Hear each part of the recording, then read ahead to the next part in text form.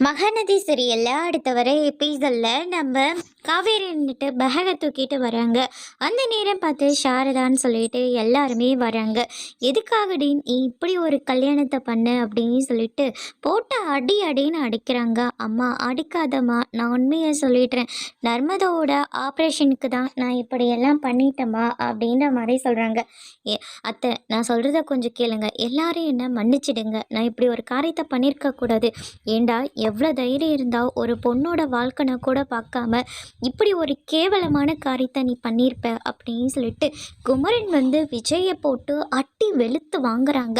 அதுக்கு அடுத்து தான் பார்த்திங்கன்னா, இதுக்கு மேலே இப்படிப்பட்ட ஒரு மனுஷன் கூட நீ வாழவே தேவையில்ல, வா வீட்டுக்கு போகலாம் அப்படின்னு சொல்லிட்டு கொஞ்சம் கூட யோசிக்காம நம்ம காவேரியை விஜய்கிட்ட இருந்து கூட்டிக்கிட்டு போகிறாங்க. இதெல்லாம் பார்த்துட்டு இருக்கிற ராகினி பசுபதின்னு சொல்லிட்டு ரொம்பவே சந்தோஷமாக இருக்காங்க.